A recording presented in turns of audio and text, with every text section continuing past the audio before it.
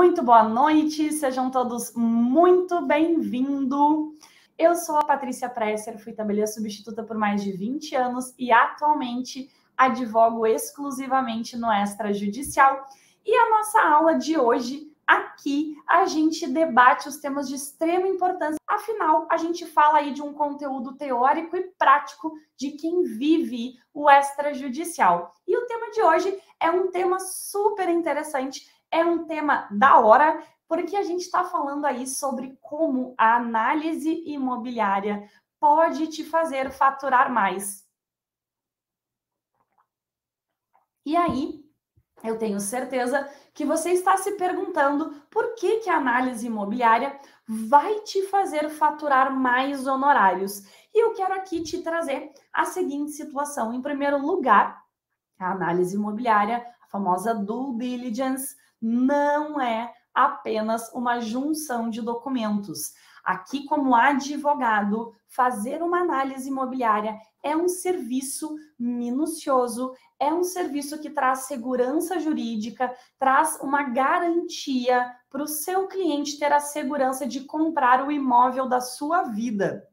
Consequentemente, é um ato que sim, os advogados fazem e que vai trazer aí essa grande possibilidade de ganho de honorários em primeiro lugar, porque é um serviço rápido. Você não tem tempo de pensar na análise imobiliária. As transações imobiliárias nos dias de hoje são assim, olhei, gostei, quando vi já não tem mais o imóvel à venda. Então, a gente tem que estar preocupado sempre com essa situação, porque afinal a gente tem que ser ágil, e ao ser ágil a gente passa então a receber aí os nossos honorários muito mais rápido e também passamos a ter segurança naquilo que a gente está fazendo, porque afinal um dos grandes pontos que a maior parte de vocês traz para mim nas caixinhas e traz para mim em dúvidas no direct é justamente que você não sabe o que o seu cliente quer, você não sabe como fazer aquele serviço de forma adequada, ou seja,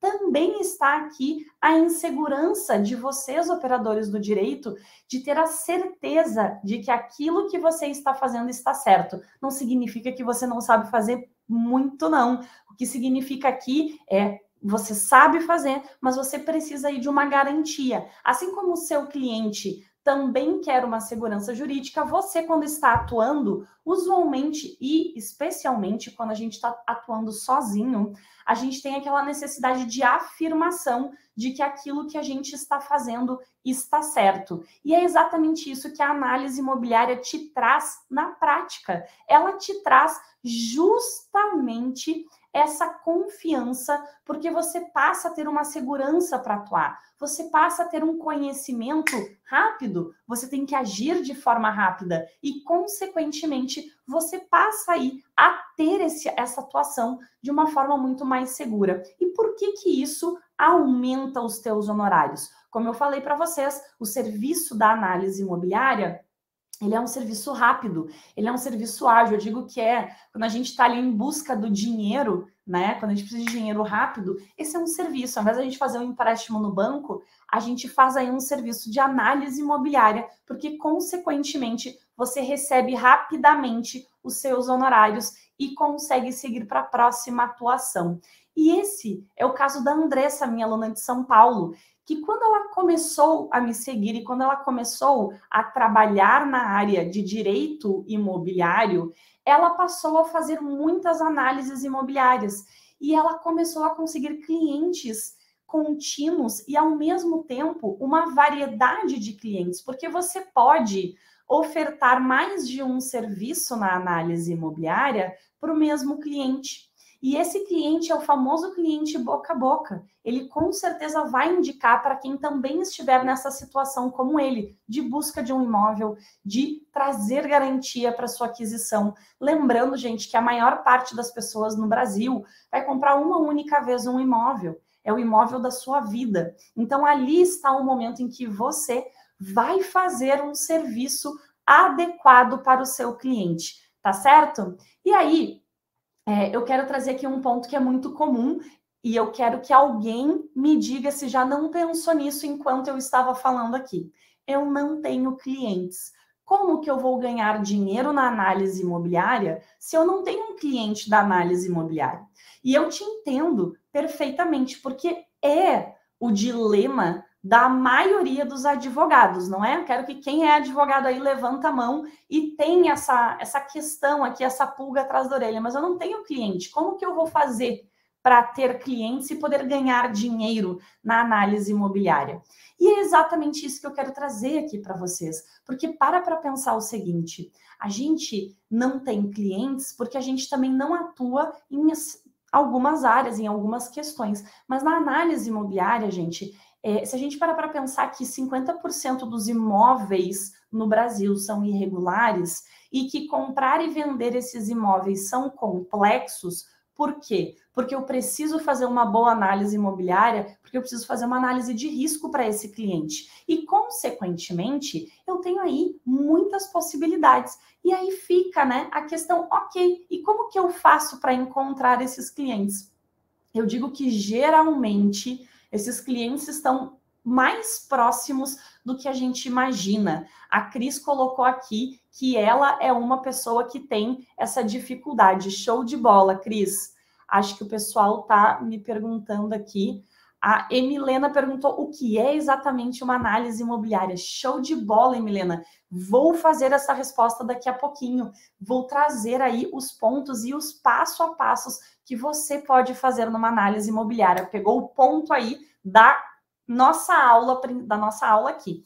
E aí, o que acontece, né? Você, então, consegue um cliente. E aí, quando você consegue um cliente, vem como a situação aqui da Emilena, que fez um questionamento, e ela fala assim, ok, mas o que é uma análise imobiliária? E aí vem a seguinte dúvida, eu não sei o que eu tenho que fazer quando o meu cliente chega com um pedido de análise imobiliária. Eu não sei qual é a melhor opção para o caso concreto dele. E, de fato, a gente vive num país que tem muita legislação, muita desinformação, e a gente tem também muitos provimentos que às vezes a gente nem sabe que existe. É comum a gente ver o CNJ editando diversos provimentos. Eu brinco que a gente pisca que o CNJ colocou um provimento. Nas corregedorias estaduais, isso também acontece. Então, o que eu quero dizer aqui para vocês é que isso é comum, essa dúvida de vocês, mas tu já imaginou se tu pudesse ter um manual, um passo a passo, para chamar de teu aí, que é exatamente o que a gente vai falar aqui hoje, e eu quero que vocês se preparem. Lembrem que essas aulas aqui são preparatórias para o nosso workshop Acelerando os Honorários. Eu quero que a partir daqui você chegue lá nas nossas aulas do dia 1º de agosto até o dia 5, e você consiga compreender o que eu estou falando lá de forma muito mais concreta. É exatamente por isso que eu estou trazendo esse tema aqui também.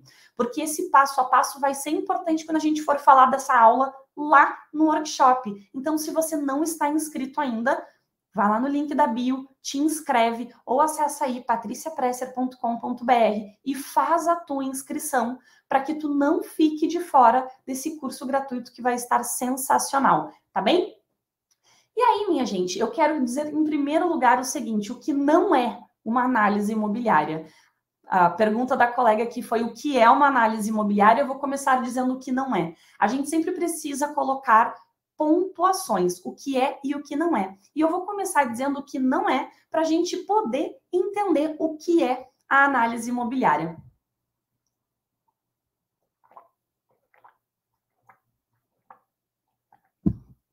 Dois dias dando aula, sem parar, a voz está pedindo uma folga. Vamos lá. O que não é análise imobiliária, galera? Não é fazer pedido de certidões, não é usar o Google para olhar algum tipo de informação. É muito comum, e vamos lá, eu também, como advogada, como pessoa, eu faço aí a busca no Google. Mas, quando você faz a busca no Google para achar uma resposta imediata, você tem que ter o mínimo de conhecimento teórico do que você já está buscando. Caso contrário, você pode estar sendo iludido pelo Google. Essa semana, teve uma aluna minha que me mandou uma mensagem e falou assim, gente, vem cá, o cancelamento do usufruto não tem que ser feito pelo próprio usufrutuário, não é ele que tem que fazer isso, ou quem instituiu o usufruto pode fazer essa desistência. E aí, eu falei assim, não, se a pessoa instituir o usufruto, só o próprio usufrutuário pode fazer esse cancelamento. Ah, mas olha aqui o que tem na internet. Eu falei, cara, muito cuidado com o que você lê na internet. Porque ele estava dizendo assim, é só comparecer novamente ao cartório e fazer o cancelamento. Só que não disse quem. Quando você institui o usufruto, vai o instituidor e o usufrutuário. E ali não dizia quem era. Então, você tem que ter um mínimo de conhecimento para poder compreender que aquilo que está dito ali está, de uma certa forma, sendo uma pegadinha para que você, quem sabe, entre em contato com aquela pessoa que escreveu aquele documento. Muita atenção quando você for pegar informações na internet, também verifique de onde você está pegando. E é exatamente isso que a análise imobiliária não é. A Duda colocou que estava neste momento assistindo o meu curso de análise imobiliária. Show de bola, Duda. Então eu tenho certeza que você vai poder me dizer aqui que tudo que eu estou falando aqui está lá no nosso curso e muito mais, não é mesmo? O que é, então, uma análise imobiliária? Vamos falar sobre análise imobiliária? Primeiro ponto, né? Vamos entender o nome, análise imobiliária. Então, eu estou fazendo uma verificação, eu estou fazendo aí um estudo de caso imobiliário. Basicamente, o nome análise imobiliária é isso, eu estou fazendo uma análise de alguma situação, de uma transação imobiliária. E quando eu falo transação, não é somente compra e venda, nós temos aí diversas formas de análise imobiliária, tá certo, minha gente? Afinal, então, o que é uma análise imobiliária? E, gente, eu chamo de análise imobiliária, mas o nome que pegou é due diligence. Por quê? Porque eu adoro que o brasileiro ele precisa americanizar a palavra para dar mais importância para o negócio, né? É tão mais fácil falar análise imobiliária, mas a gente prefere ficar falando due diligence.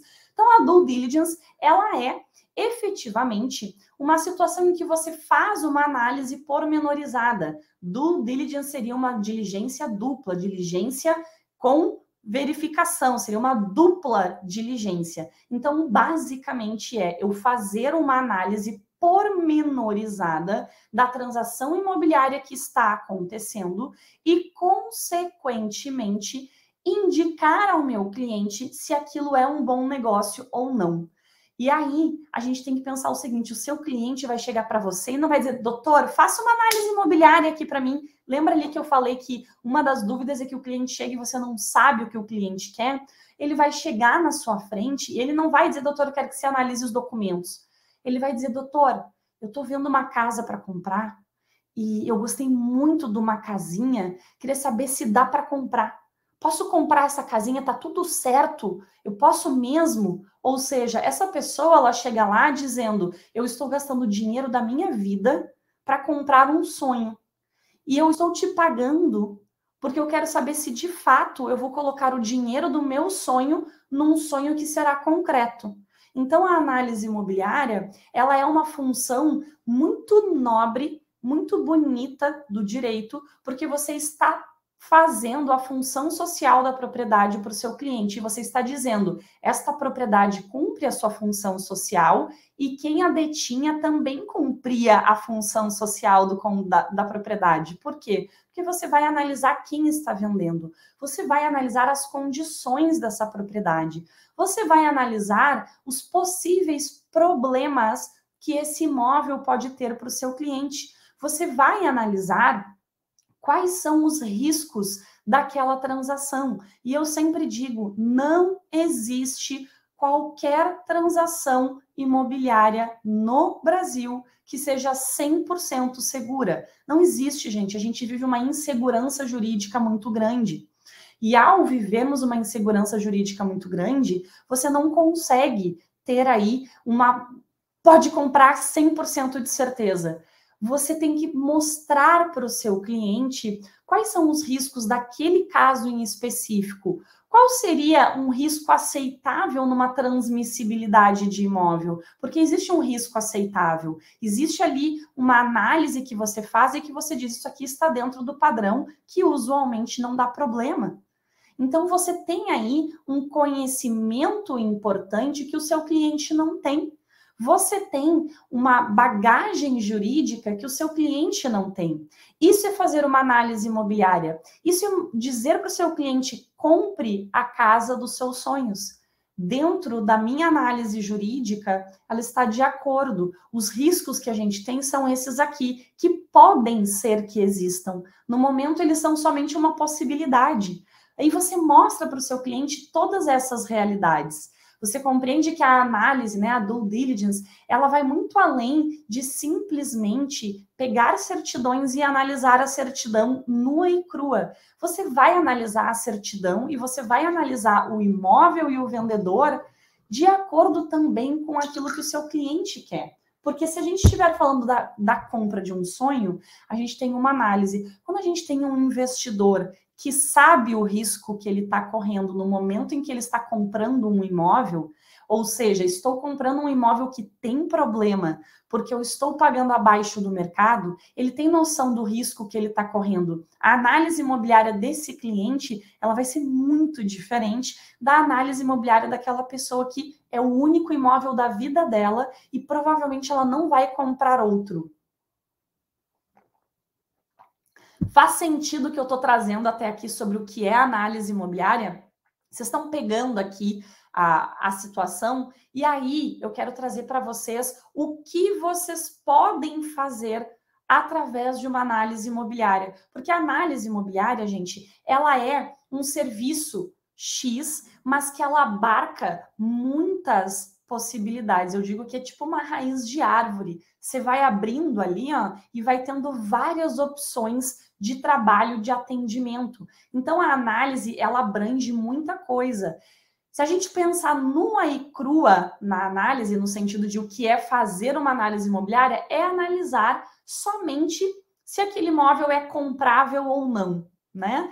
Agora, se a gente pensa na análise imobiliária como o meu início, o meu ponto de partida para poder fazer um portfólio de serviços no meu escritório, aí eu saquei o que é uma análise imobiliária e o quanto ela pode te trazer honorários. Porque quando a gente compreende isso, e eu quero trazer o exemplo da minha aluna Andressa, hoje mesmo eu vi ela postando nos stories, ela chegando no tabelionato para assinar a escritura pública de compra e venda com os clientes. E aí ela colocou ali o que conteve esse atendimento imobiliário. E ela colocou verificação de documentos, colocou um check. Confecção da promessa de compra e venda, ela colocou um check. E ela colocou acompanhamento no tabelionato para a lavratura da escritura pública. E ela coloca mais um vizinho. Ou seja, em um atendimento, ela conseguiu 3 serviços. Isso significa que ela cobrou pelos 3 serviços separadamente? Não. Significa que ela pôde conversar com o cliente e ela pôde ofertar uma análise imobiliária com serviços extras, com algumas outras funções que o cliente passa a se sentir mais seguro. E é isso que a análise imobiliária te traz de possibilidade. Então vamos pensar aqui o que nós poderíamos fazer de serviços dentro da análise imobiliária para que a gente possa iniciar e entender de onde eu posso começar a análise. Então, a análise ela começa com o cliente que quer saber se aquele imóvel que ele está sonhando e que ele possivelmente tem um corretor que mostrou para ele, se aquele imóvel é adequado para que ele compre. Então, começa nessa situação. E você pode ter o seguinte, você pode ter um cliente que já tenha todos os documentos, porque corretores de imóvel fazem a busca dessas certidões, e aí você já tem as certidões para analisar e tem a matrícula do imóvel para analisar. Então, você vai fazer única e exclusivamente a análise imobiliária. Pode ser que o seu cliente não tenha um corretor de imóvel ou o corretor de imóvel dele não tenha feito a busca das certidões, fez única e exclusivamente a solicitação da matrícula, que por lei, minha gente, é suficiente para lavrar uma escritura pública. Mas a análise imobiliária, ela ultrapassa o meramente obrigatório. Por quê? Porque você está fazendo uma análise de risco. Como a gente falou lá, é uma dupla diligência. Não é só fazer a busca da certidão. Então, você vai buscar as certidões, você vai conversar com o seu cliente, você vai mostrar para o seu cliente quais são os tipos de certidões adequadas que se podem pedir e explicar por que você solicita cada uma dessas certidões. Eu tenho certeza que vocês têm aí uma gama de certidões que vocês sabem que precisa existir. Agora, vocês sabem por quê de cada uma dessas certidões? Vocês sabem mostrar para o seu cliente por que é importante solicitar uma certidão dessas? Eu já vi advogado no balcão da serventia dizendo, não, fulano, pede nada, só a matrícula é suficiente. E aí eu fico me perguntando, será que aquele advogado está recebendo para fazer uma análise imobiliária do cliente, está dizendo não, só a matrícula é suficiente? Será que esse advogado é da outra parte e está, de uma certa forma, ludibriando a outra para que não veja os problemas que existem? E é exatamente isso que você, como advogado, tem que fazer para o seu cliente. É verificar todos os problemas que possam existir. Então, você tem aí, primeiramente, ou fazer a análise se a pessoa já apresentou, ou você vai fazer esse serviço de busca de certidões e vai fazer todo esse histórico para o seu cliente. Isso já é um baita serviço, minha gente. É um serviço trabalhoso, é um serviço que despachante faz, tá? Muitas vezes o corretor de imóvel também, mas é um serviço que você pode fazer e eu sempre indico para quem está começando agora do zero, faça esse serviço. Patrícia, mas eu perco muito tempo, mas você aprende na mão na massa o porquê que você tem que solicitar aquela certidão. Você compreende o porquê o custo do serviço de um despachante é XYZ. Você descobre muitas coisas fazendo um serviço que não necessariamente deveria você fazer. E aí, isso era muito comum no cartório, eu tinha funcionários, eu era chefe de setor, então eu tinha alguns funcionários que se negavam a recolher uma bandeja com um cafezinho para passar aos próximos clientes, porque aquilo não era serviço deles.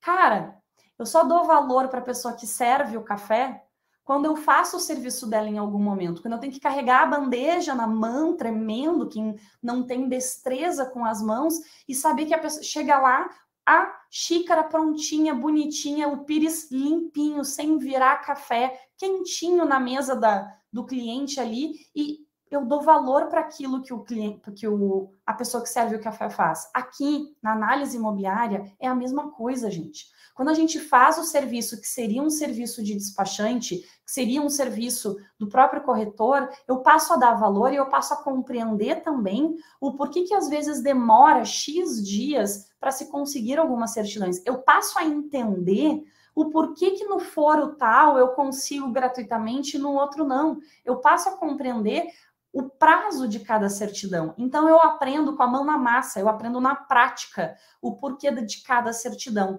Então, quando você está começando, se você está aqui me ouvindo e você está nessa dúvida por onde eu começo, eu digo, começa pela análise imobiliária, mas faça todo o serviço se você tiver a oportunidade. É claro que se já estão as certidões prontas, você não vai tirar a certidão de novo, é claro que não. Mas tenha a possibilidade, faça isso e faça isso com atenção. No cartório onde eu trabalhava, o primeiro serviço que a pessoa fazia dentro do setor de escrituras para aprender como funcionava uma escritura e uma transação imobiliária era buscar as certidões na rua. Não existia nada online na época que eu comecei a trabalhar no setor. Por quê? Porque ao fazer isso, a gente compreendia tudo o que acontecia dentro de uma escritura pública. A gente compreendia por que a certidão forense levava uma semana para chegar e por que eu tinha que pedir, então, a forense em primeiro lugar? E depois eu ia pedir a da Justiça do Trabalho, que levava 2, em função do prazo das certidões. Aí você começa a compreender o ritmo de solicitação de certidões. Hoje é tudo online, hoje a gente não precisa se preocupar tanto com isso, tem estados que não é online ainda, mas você fazendo esse passo a passo, você compreende. Aí, gente, nós chegamos, então, nosso próximo passo, que é fazer devidamente a análise. Eu vou bater a matrícula do imóvel com quem se diz proprietário do imóvel, vou analisar se existe algum tipo de procuração pública que faz ali a possibilidade de transmissibilidade, eu vou analisar todas as questões das certidões, eu vou verificar se tem alguma certidão positiva, se tiver, qual o alcance dessa certidão, eu vou verificar qual é a profissão desse vendedor, se de alguma forma ele pode ter alguma ação trabalhista, não em nome próprio, mas em nome de empresa, daqui a pouco tem aí uma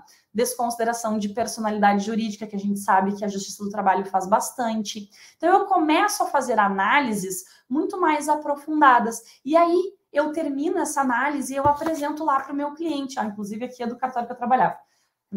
Eu fazia umas gradezinhas de horário. Eu apresento lá para o meu cliente e digo assim, olha, fulano, aqui tá todas as certidões, eu verifiquei aqui, tá, isso aqui tudo eu solicitei.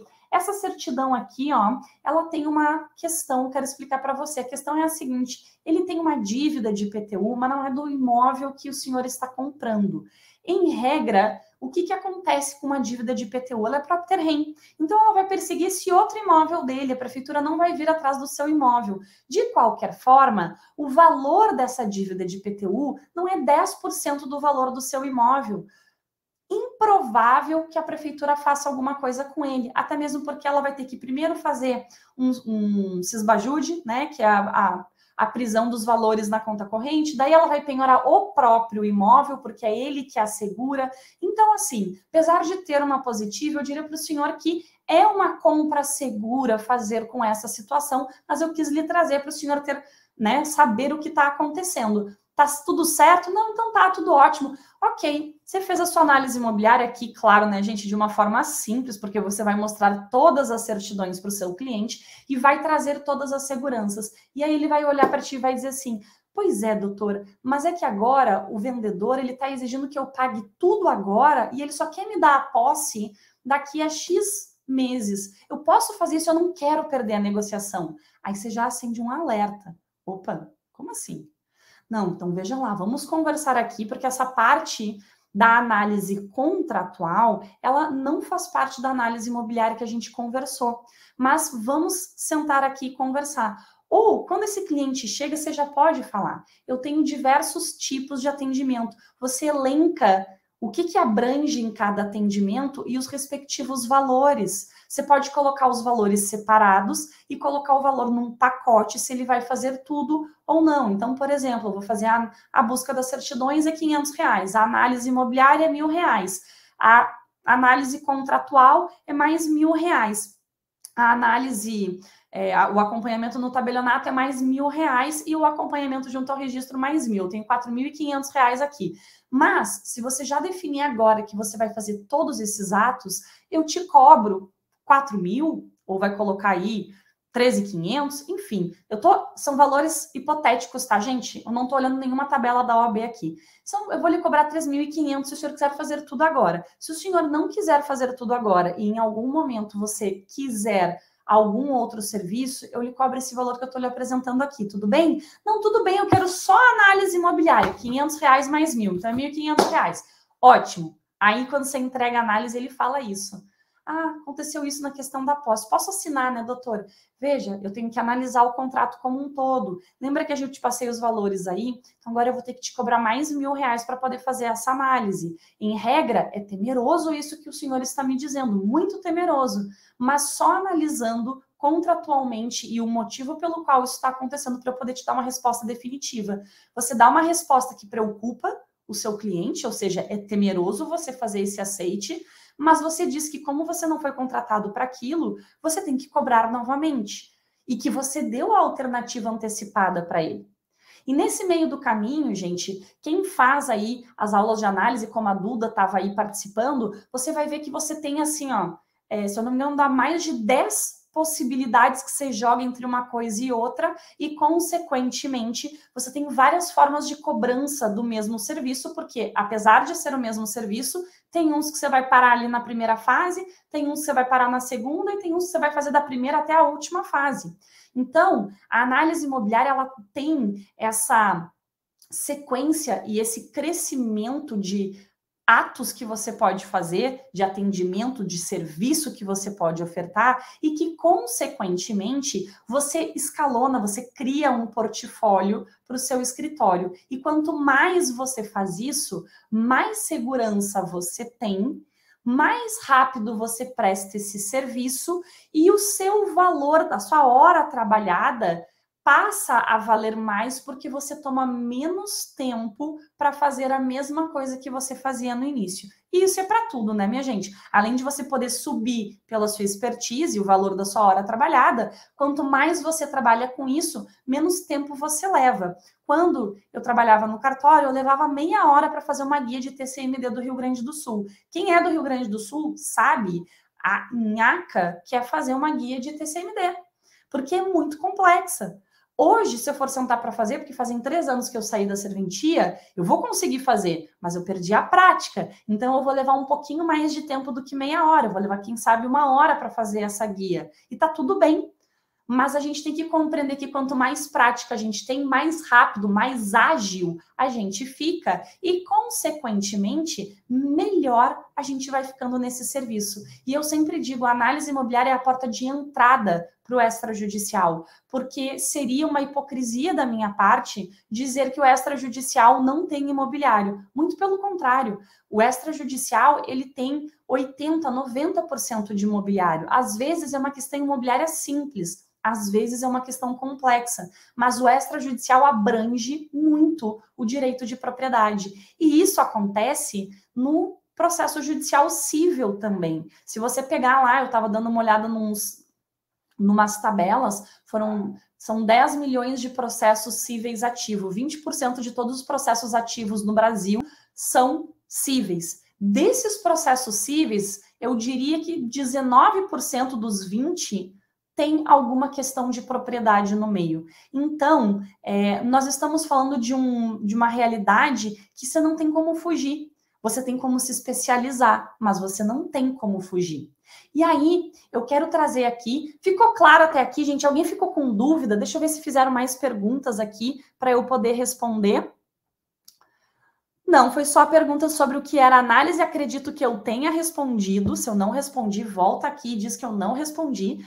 Mas eu quero lembrar vocês que amanhã, 12h, nós temos mais uma aula preparatória para o workshop Acelerando os Honorários. E se você não se inscreveu ainda no workshop, o link está na minha bio ou acessa patriciapresser.com.br. Te inscreve para este curso que é gratuito e que eu tenho certeza que com essa aula e o que você vai ver lá dentro da nossa aula também, você vai sair já um expert aí em análise imobiliária, podendo fazer os teus honorários muito rápido. E eu tenho certeza que se você fizer, você vai lembrar de mim. E se você lembrar de mim, volta no meu direct e me contar se você conseguiu fazer de acordo com esse passo a passo que eu trouxe para você hoje. Tá certo? Lembrando também, quero trazer aqui mais um passo, tá? O que você que está aí começando pode fazer? Vou pegar aqui a Dalila e a Emilena que responderam e vou falar então da Dalila e a Emilena. Qual é o primeiro passo que vocês podem tomar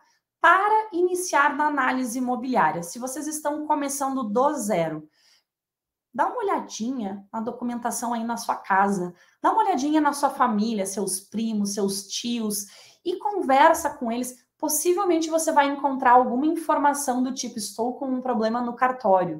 O cartório, né, tá me pedindo esse documento, não estou conseguindo resolver, destrinchar, me desvencilhar daquela situação lá do apartamento da avó.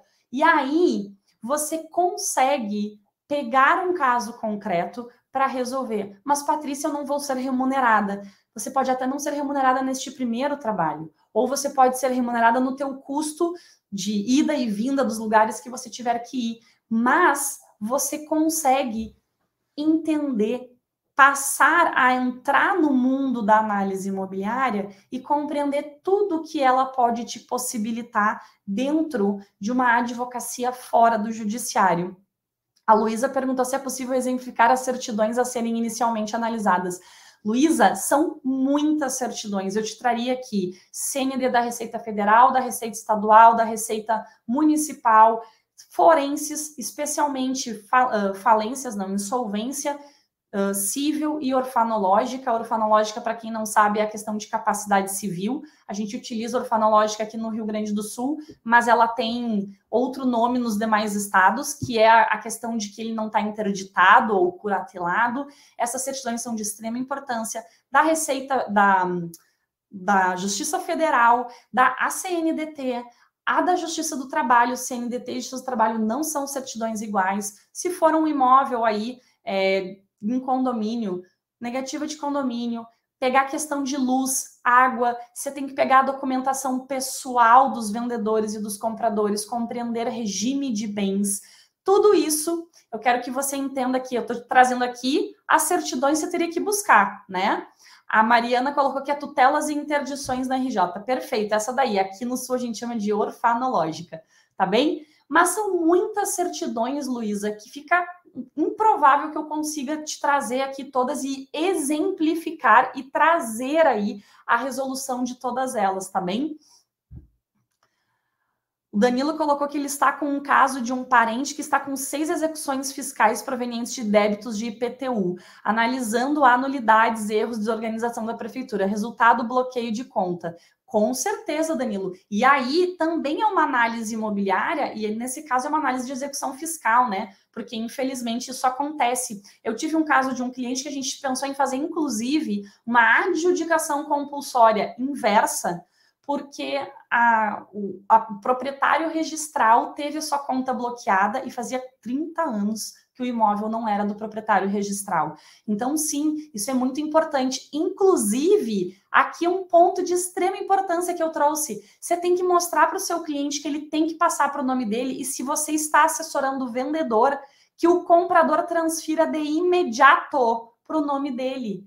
Porque imagina você ter a conta bloqueada por um IPTU que algum proprietário não pagou. Eu tive um caso pessoal de um amigo da família que teve o seu nome protestado, um médico de alto renome aqui na minha cidade, que teve o seu nome protestado porque vendeu uma casa milionária para uma pessoa que eu parto do princípio que seja milionário, porque comprou, e não transferiu o IPTU e não pagou o IPTU. E o antigo proprietário foi lá, teve só seu nome protestado. Ainda bem que o município não fez aí o arresto da conta, né, o Cisbajude. Então, veja como é importante a gente conhecer realidades, e isso, gente, a gente vai aprendendo na prática. A gente vai vendo um caso como o caso aí do Danilo, que eu já puxei outro caso, e aí você começa a ver que são muitas as searas, as arestas de uma análise imobiliária. Então, é importante. A Cuca perguntou se a escritura de renúncia de bens ajudaria. Não, Cuca, porque não houve uma renúncia do bem. Houve uma transmissibilidade. Você está fazendo um ato irregular para uma situação específica, tá? Esse é um ponto bem importante. Como advogado, a gente tem que saber disso, tá certo?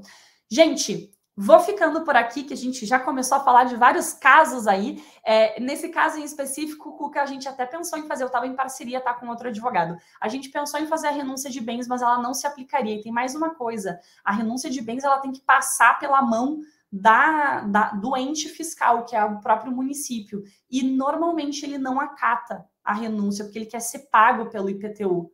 Então é importante a gente saber também que vai chegar lá na prefeitura, então não faz sentido, tá? Gente, fica aqui o meu muito obrigada, tá certo? Um abraço, uma excelente noite e até amanhã.